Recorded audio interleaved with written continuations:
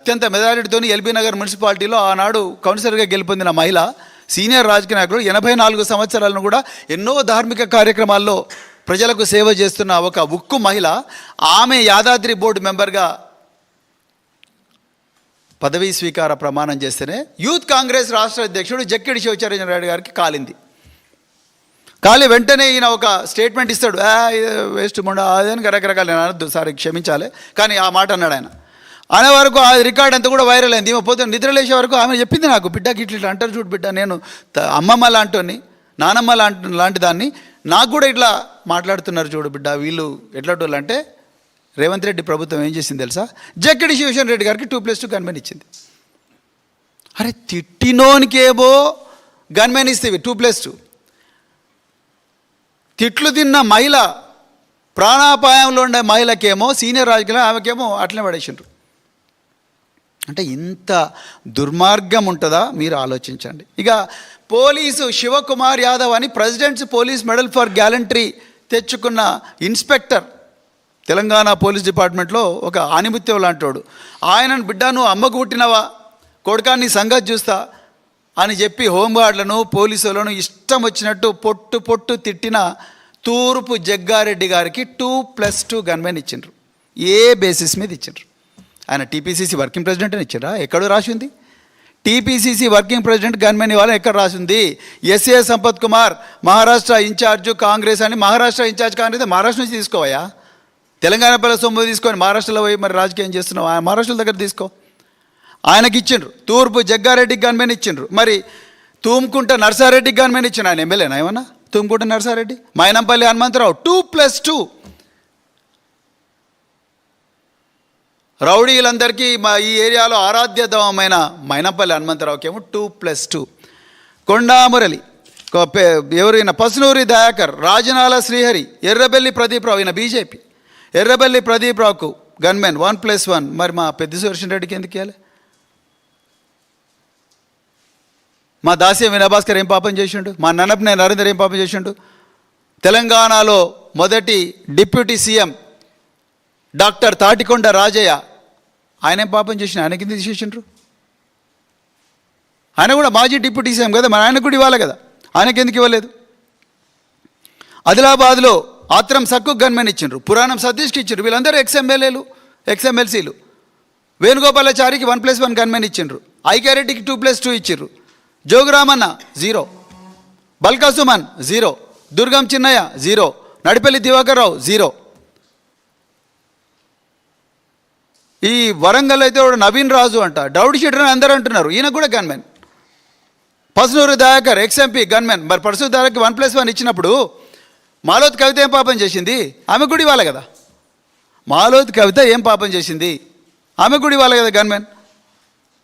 సత్యవతి రాథోడు, ఆమె పాపం చేసింది.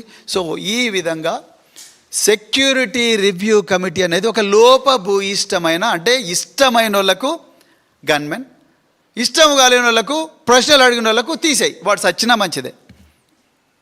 తీవ్రమైన మానసిక ఒత్తిడి గురి కావాలి వీళ్ళందరూ కూడా. అయ్యా రేవంత్ రెడ్డి గారు, మీరు మాజీ ఎమ్మెల్యే ఉన్నప్పుడో, లేకపోతే మాజీ ఎంపీ ఉన్నప్పుడో, లేకపోతే ఏది ఉన్నప్పుడో ప్రభుత్వాలు ఎప్పుడు కూడా మీకు కనిపించలేదు. రేపు పొద్దున మీరు మాజీ ముఖ్యమంత్రి అయితే కూడా బీఆర్ఎస్ పార్టీ మీకేం గన్మెన్ తగ్గించదు, డోంట్ వరీ. కానీ అరాచక పాలన బంద్ చేయండి. ఇప్పుడు నేను ఇవాళ ఓపెన్గా డిమాండ్ చేస్తున్న భారత రాష్ట్ర సమితి నుంచి, మీరు ఈ సెక్యూరిటీ రివ్యూ కమిటీ రికమెండేషన్ రద్దు చేయండి, పాత దానికి పోండి, మళ్ళీ ఒకసారి పునఃసమీక్షించండి. ఈ విషయాలను మీరు ప్రజల ముందర పెట్టండి. Because this is public money. The gunmen that you are providing, the bullet proof vehicles you are giving, the diesel that you are providing is all public money. It should be, me DGP గారు అన్నారు, it should be based on clear threat, credible threat. ఇప్పుడు మీరు నాకు చెప్పాల్సింది మైనంపల్లి హనుమంతరావు గారికి ఎక్కడి నుంచి threat ఉంది చెప్పాలి. తూర్పు జగ్గారెడ్డికి ఎక్కడి నుంచి థ్రెట్ ఉంది?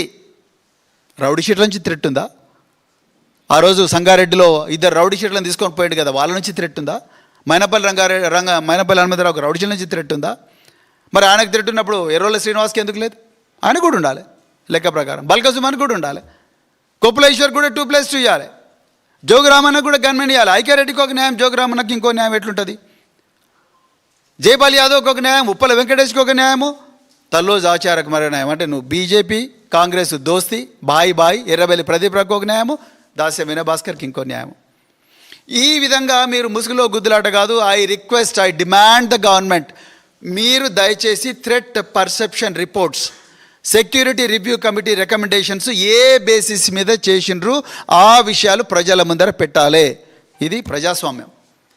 ఇక్కడ ఇది సీక్రెట్ మేము చెప్పము, వాళ్ళ ప్రాణాలకు ముప్పు అంటే మరి మా ప్రాణాలకు కూడా ముప్పు ఉన్నది, మా పెద్దిశ్వరరెడ్డి ప్రాణాలకు కూడా ముప్పు ఉన్నది. అందుకొరకైతే అంత తీవ్రమైన ఒత్తిడికి లోనైండు. ఇలా హాస్పిటల్లో పోరాడుతూ ఉన్నాడు ఆయన. ఎవరికి చెప్పుకోవాలి? వాళ్ళ కుటుంబ సభ్యులు. మీకు చెప్తారా రేవంత్ రెడ్డి గారు?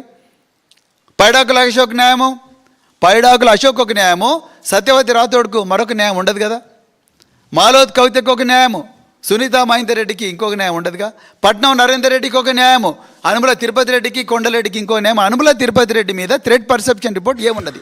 ముఖ్యమంత్రి బంధువులే ఆయన హోదా అయితే, ముఖ్యమంత్రి సోదరుడు ఆయన హోదా అయితే, షో మీద ఎల్లో బుక్, ఆ బ్లూ బుక్కో ఎల్లో బుక్ ఉంటుందిగా సెక్యూరిటీ ప్రోటోకాల్స్లో, అందులో ముఖ్యమంత్రి బంధువులు వాళ్ళందరికీ కూడా అత్యాధునిక ఆయుధాలతో బీపీ కార్లు ఇవ్వాలి, అత్యాధునిక ఆయుధాలు ఇవ్వాలని ఎక్కడ రాసినదో దయచేసి ఆ విషయాలు ప్రజల ముందర పెట్టండి.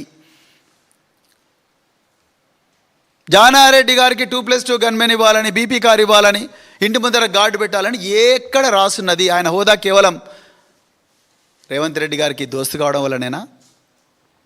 ఏంటి ఎక్కడ దిరువులు? అందుకొరకే అర్జెంటుగా థ్రెట్ పర్సెప్షన్ రిపోర్ట్స్ ఇవన్నీ కూడా బయట పెట్టాలి. అదేవిధంగా ఫహీం ఖురేషి, అదేవిధంగా వాసవి బిల్డర్స్ అనేటోడు ఎవడైతే విజయ్ కుమార్ ఉన్నాడో వాడు ఈ ఫహీం ఖురేషి కలిసి ఈ పెద్ది సుదర్శన్ రెడ్డి గారి మీద చేసిన కుట్ర అవుతుందో ఆ కుట్ర బహిర్గతం కావాలి, బరాబర్ కావాలి. బీఆర్ఎస్ పార్టీ తప్పకుండా దీన్ని సీరియస్గా తీసుకుంటుంది.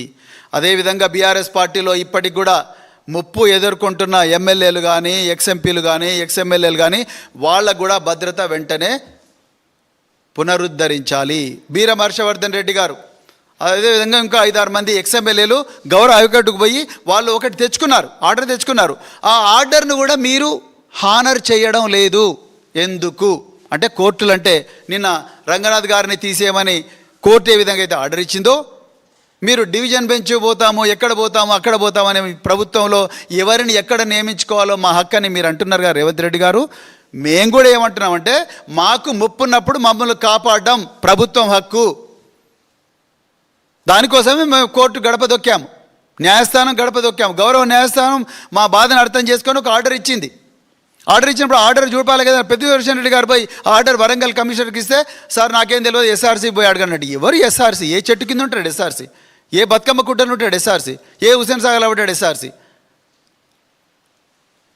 ఎస్ఆర్సీ పేరు చెప్పి మా జీవితాలను మా ప్రాణాలకు ముప్పు తీసుకొస్తే మాత్రం ఊరుకునేది లేదు. ఇంకా చివరిగా మీరు బుల్లెట్ ప్రూఫ్ కార్లు అన్నారు. అయ్యా, కర్ణాటకలో బుల్లెట్ ప్రూఫ్ కార్స్ మినిస్టర్లకు లేవు, కేరళలో లేవు, తమిళనాడులో లేవు, మహారాష్ట్రలో లేవు, ఒరిస్సాలో లేవు. మరి తెలంగాణలో ఎందుకు మినిస్టర్లకు? మీరే అన్నారు, డీజీపీ గారు ఏమన్నారు, ఆయన ఇచ్చిన డాక్యుమెంట్ ఏం చెప్పిండు? Government of India has declared that left wing extremism has been effectively eliminated with the armed underground cadres having either surrendered, been arrested or neutralized. Telangana has likewise emerged as a Naxal-free state with no active underground Maoist leaders or cadres operating within the state. అప్పుడు తీసేయండి మంత్రులందరికీ కూడా. ఎందుకు వాళ్ళకు?